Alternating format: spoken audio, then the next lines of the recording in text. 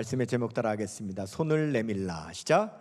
손을 내밀라. 네. 조지 버튼이라고 하는 영국인이 런던의 한 빈민가에서 그들을 섬기며 일평생을 보내게 됩니다.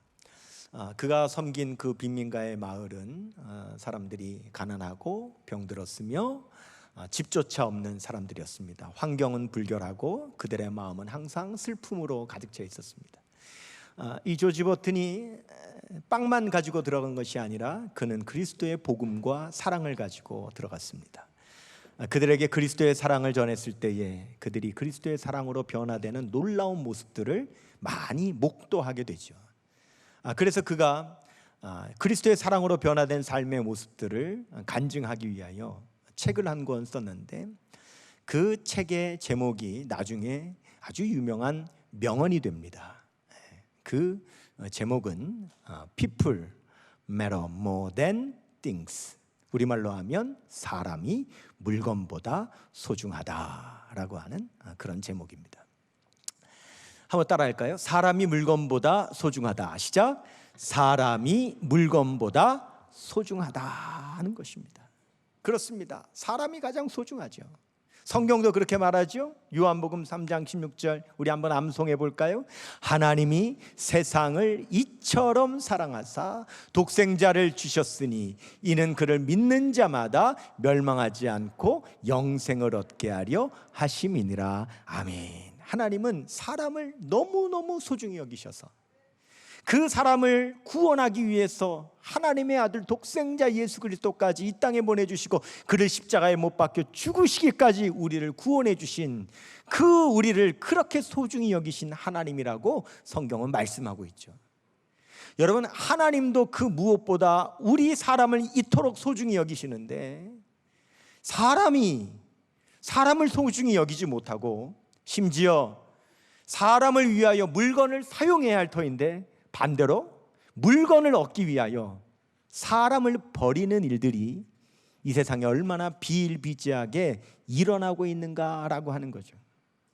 여러분, 여기서 말하는 things, 이 물건이라고 하는 것은 꼭 돈이나 금은보석이나 가전제품이나 이런 걸 말하는 것이 아니라 이 안에는요 권력도 들어가고요, 그 다음에 관습, 풍습, 사상 이런 것도 다 포함되는 겁니다.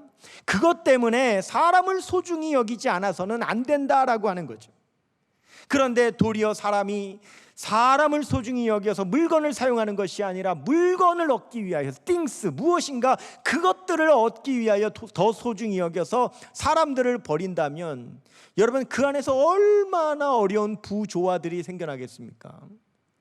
여러분, 배고프다라고 하는 말과 굶주린다라고 하는 말은 다른 말이죠. 사람이 음식을 먹으면 6시간만 지나면 누구나 다 배고픈 거예요.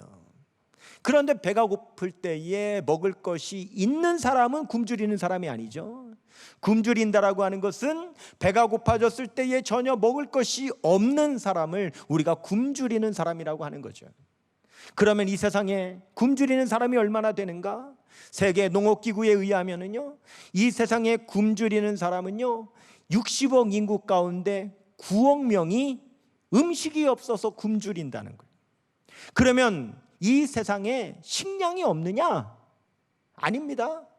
여러분, 현재 이 지구상에 있는 식량은 120억 명이 먹을 만큼의 식량이 현재 존재한다는 거예요.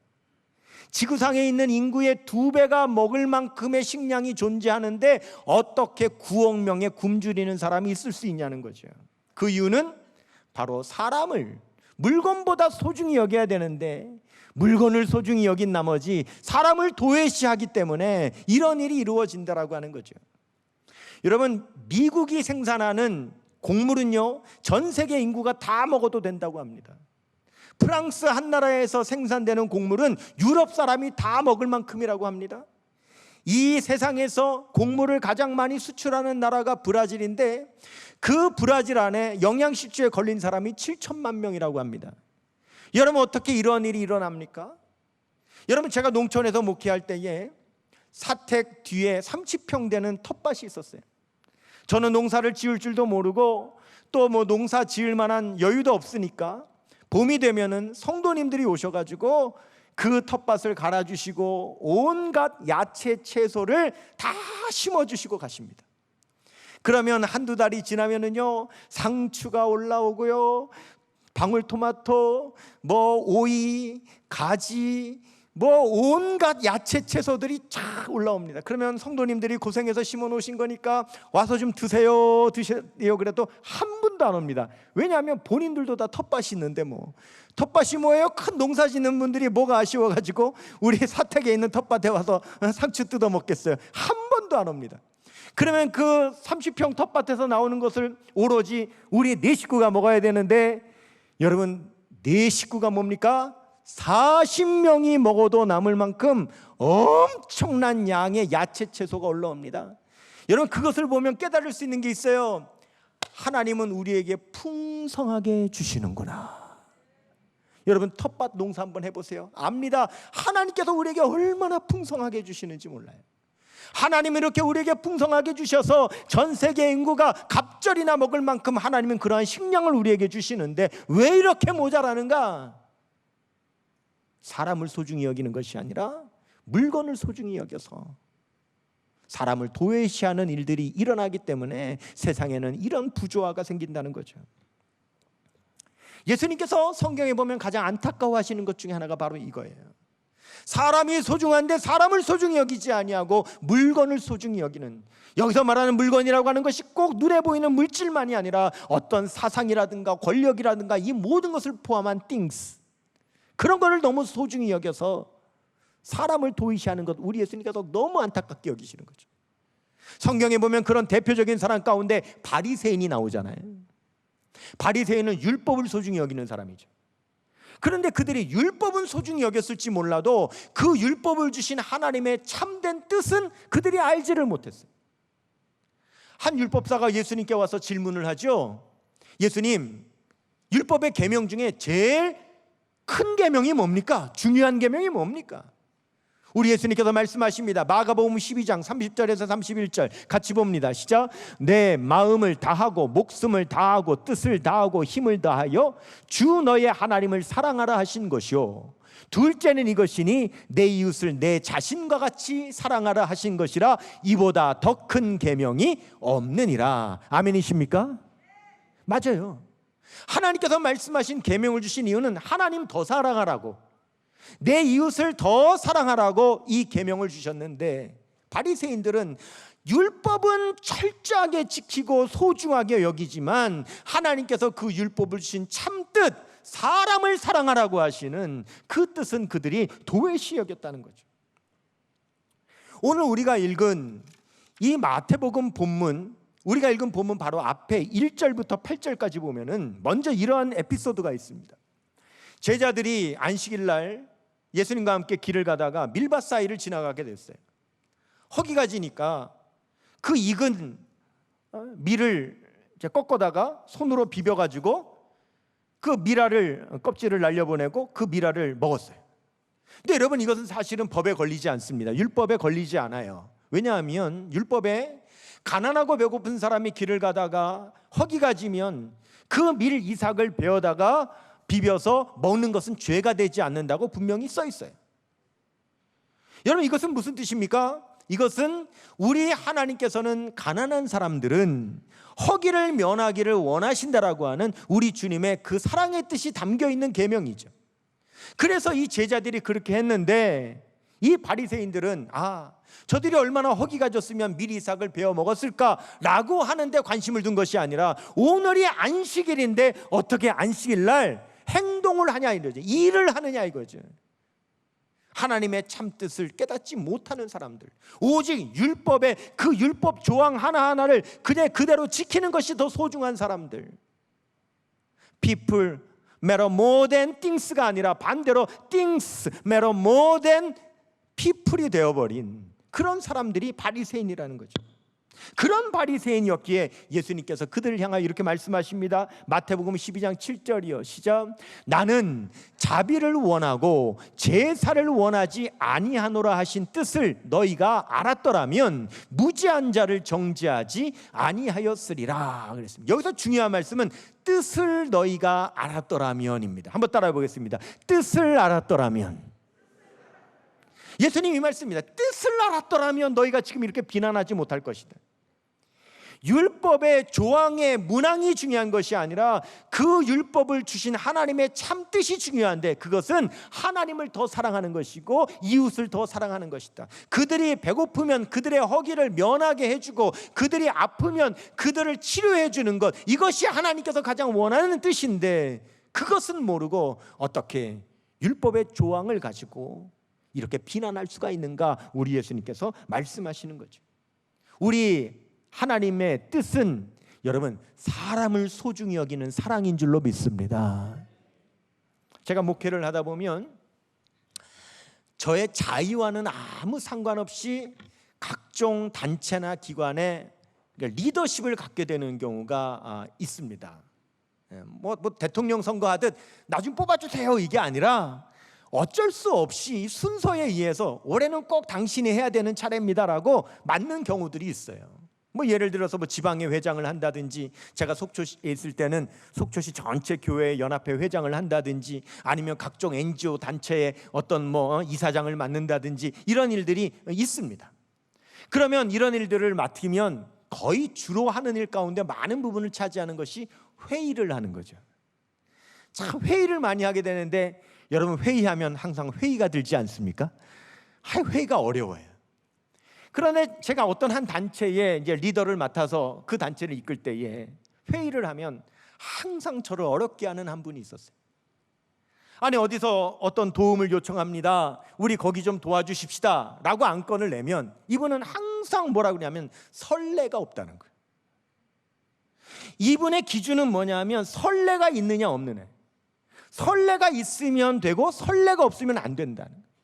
하도 선례를 가지고 이분이 트집을 잡으니까 제가 한 번은 그랬어요. 아무개님, 아니 그 선례라고 하는 것도 언젠가는 처음 했었던 때가 있을 거 아닙니까? 언젠가는 처음 했기 때문에 그게 선례가 된 것처럼 우리가 지금 처음 하면 나중에 가면 그게 또 선례가 되는 겁니다. 그래도 안 통해요. 오직 자기는 선례가 중요한 거예요. 누구를 돕느냐 돕지 않느냐, 그의 형편과 사정이 중요한 것이 아니라 우리가 전에 그 일을 했었느냐 안 했었느냐라고 하는 선례가 그 사람에게는 사람보다 중요한 거였어요. 바리새인들도요, 안식일에 일을 하지 않는 그 선례를 지키는 것이 사람보다 중요했던 것이죠. 그런데 우리 예수님께서 그들의 허점을 이렇게 지적하시죠. 마태복음 12장 8절 보시면 시작.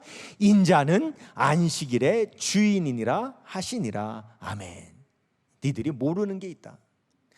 옛날부터 안식일에 일을 하지 않는 걸 지키는 것, 너는 그것을 선례라고 생각하고 잘 지켜야 된다고 생각하지만 그보다 앞선 것이 있는데, 그 안식을 누가 제정해 줬냐? 안식을 제정해 준 이가 바로 나다. 내가 안식일을 제정해 줄 때는 사람이 힘들고 고통스럽고 피곤하고 괴롭지 말라고 사람을 사랑하여 사람을 위하여 준 안식일인데, 너희들은 지금 안식일의 그 계명을 지키느라고 사람을 괴롭게 하고 있다. 예수님은 그렇게 그 허점을 지적해 주시는 거죠. 그런 일이 있은 후에 예수님께서 제자들과 함께 회당에 들어가셨어요. 여전히 안식일입니다. 근데 그 회당 앞에 오늘 본문에 보니까 어떤 사람이 있다고 말합니까? 한 손이 마른 사람이 있다라고 나옵니다. 한 손이 말랐어요. 그런데 이 바리새인들이 아직 예수님께서 그 사람 고치지도 않았는데, 이 바리새인들이 먼저 설레발을 칩니다. 자, 9절 10절 보겠습니다. 시작. 거기에서 떠나 그들의 회당에 들어가시니 한쪽 손 마른 사람이 있는지라 사람들이 예수를 고발하려 하여 물어 이르되 안식일에 병 고치는 것이 옳으니까. 여러분, 예수님 고치셨어요? 안 고치셨어요? 아직 안 고치셨어요. 아직 안 고치셨어요. 그런데 그들이 알죠. 우리 예수님 뭐 하시는 분이라는 거, 고치시는 분이라는 걸 아는 겁니다. 그런데 아까 제자들이 미리 싹 비벼 먹은 거는 우리가 미리 보지 못했기 때문에 못 막았지만 이번만큼은 미리 막겠다는 거죠. 예수님이 안식일에 병 고쳐서 안식일을 범하는 일을 저지르는 것, 우리가 이번에는 막겠다라고 하는 그 뜻을 가지고 지금 말하는 거죠. 여러분, 안식일에 일하지 말라고 하는 그 율법 조항을 문자적으로 지키는 그것이 뭐보다 중요하냐? 지금 평생 손이 말라 고통당하는 이 사람이 예수님을 만나 그 병을 고칠 수 있는 인생의 유일한 그런 기회를 얻는 것을 여러분 막는 것이 그들에게는 더 중요하다라고 하는 거죠. 그런 이들에게 예수님 말씀하십니다. 11절 12절이요 시작. 예수께서 이르시되 너희 중에 어떤 사람이 양 한 마리가 있어 안식일에 구덩이에 빠졌으면 끌어내지 않겠느냐. 사람이 양보다 얼마나 더 귀하냐. 그러므로 안식일에 선을 행하는 것이 옳으니라 하시고 그랬어요. 여러분, 우리 예수님은 우리를 사랑하십니다. 할렐루야. 우리 예수님이 우리를 사랑하시는 그 마음은 그 무엇보다도 큽니다. 사람들이 아무리 비난을 하든 아무리 방해를 한다 할지라도 우리 예수님이 우리를 사랑하시는 그 사랑을 이겨낼 수 없기 때문에 우리 예수님은 그 비난을 뚫어내시고는 돌파하시고는 그 사람을 향하여 안식일임에도 불구하고 손을 내밀라 그렇게 말씀하셨고, 그 손이 고쳐지는 역사가 일어난 걸 믿으시기를 바랍니다. 13절 보겠습니다. 시작. 이에 그 사람에게 이르시되 손을 내밀라 하시니 그가 내밀매 다른 손과 같이 회복되어 성하더라. 아멘. 예수님은 우리의 고통을 아시죠. 예수님은 우리의 아픔을 아십니다. 그래서 우리의 고통을 치유해 주시는 것을 우리 예수님은 그 무엇보다도 소중히 여기시는 줄로 믿습니다. 우리를 구원해 주시기 위해서 그 어떤 것도 그보다 중요한 것이 없어 하늘의 높고 높은 보좌를 버리고 낮고 낮은 이 땅에 인간의 몸을 입고 오셔서 십자가에 못 박혀 죽으시기까지 우리를 구원하신 그 사랑보다 더 큰 것은 없는 줄로 믿습니다. 사도 바울도 그 사실을 오늘 이렇게 고백합니다. 로마서 8장 35절에서 37절 같이 봅니다. 시작. 누가 우리를 그리스도의 사랑에서 끊으리요. 환난이나 곤고나 박해나 기근이나 적신이나 위험이나 칼이랴. 기록된 바 우리가 종일 주를 위하여 죽임을 당하게 되며 도살당할 양같이 여김을 받았나이다 함과 같으니라. 그러나 이 모든 일에 우리를 사랑하신 이로 말미암아 우리가 넉넉히 이기느니라. 아멘. 우리에게는 모든 일이 있어요. 우리를 힘들고 어렵게 하고 우리를 방해하고 회방하는 그 많은 일들이 있지만, 그러나 우리를 사랑하시는 그리스도의 사랑을 이겨낼 수 있는 것은 아무것도 없는 줄로 믿습니다. 예수님께서 손 마른 사람을 향하여서 손을 내밀라 하셨어요. 사실 가만히 생각해보면 이 말씀이 말이 안 되는 말씀이죠. 손이 말라붙어서 내밀 수 없는 사람에게 지금 손을 내밀라고 하시는 거예요. 근데 우리 예수님께서 한두 번 그러신 것이 아니에요. 예를 들면 38년 된 병자가 침상에 들려가지고 왔는데 예수님께서는 뭐라고 하십니까? 네 침상을 들고 가라. 아니, 고쳐놓으시고 들고 가라 그러면 말이 되는데 고치시기도 전에 침상째 들고 가라 말씀하십니다. 아니, 마른 손을 고쳐주셨으면 모르겠는데 고치기 전에 마른 손을 내밀라고 말씀하셔요. 심지어는 죽은 나사로에게 뭐라고 하십니까? 무덤 안에 있는데 나사로야 나오너라. 우리 예수님이 그렇게 말씀하신다는 거죠. 여러분, 왜 그렇습니까? 예수님께서 몰라서 하신 말씀일까요? 아니죠. 여러분 보세요. 우리는 미리 앞서 생각하죠. 내가 손이 말랐는데 어떻게 내밀라는 거야 라고 하면서 안 내밉니다. 내가 침상에 실려온 사람인데 어떻게 나보고 침상을 들고 가라는 거야, 우리는 앞서서 생각하고 안 하죠. 그러나 우리 예수님께서 요구하시는 것은 예수님의 명령에 앞서 미리 생각하지 말고 그냥 순종하는 것을 원하시는 줄로 믿습니다.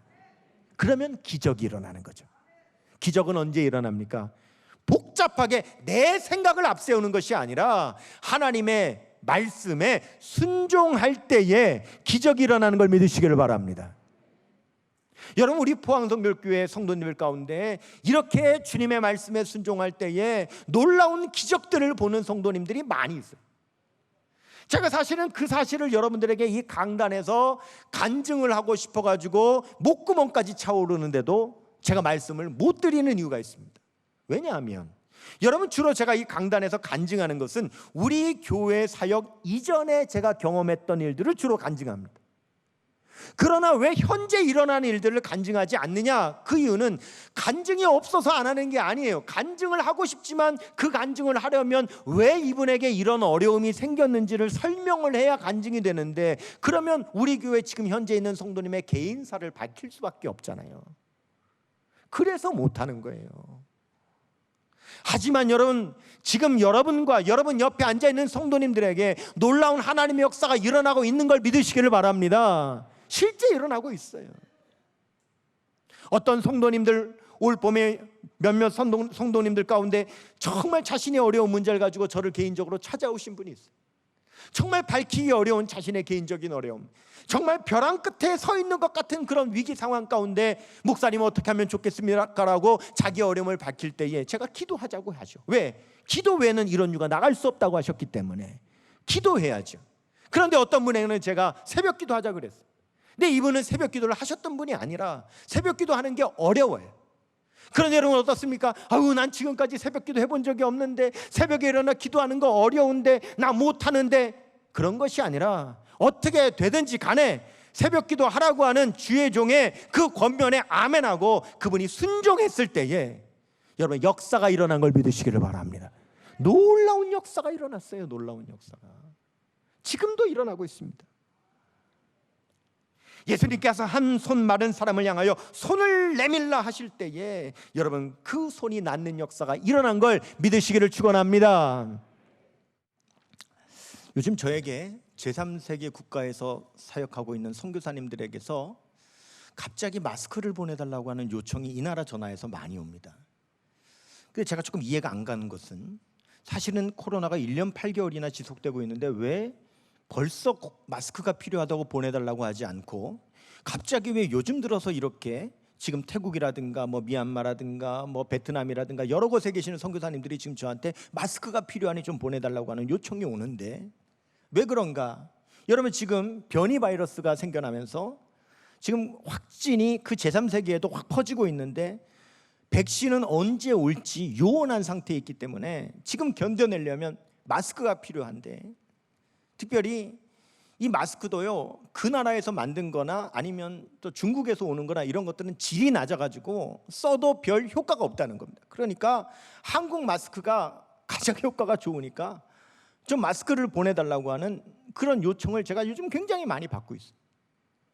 몇 주 전에 우리 교회 수요일 날 선교 보고했던 그 미얀마 선교사님은 지금 미얀마에 들어가면 의료 체계가 붕괴되어 있어서 코로나에 확진이 된 사람들이 지금 뭐 병원 치료도 못 받고 있는데, 그들이 생명을 연장하기 위해서는 이 산소 발생기를 써야 되는데 지금 그게 필요해서 자기가 몇 대를 구입해서 지금 들어가려고 한다고 우리 교회에서도 좀 한 대만 좀 그걸 도와달라고 하는 그런 보고를 하고 갔죠. 한 대에 200만 원이었습니다.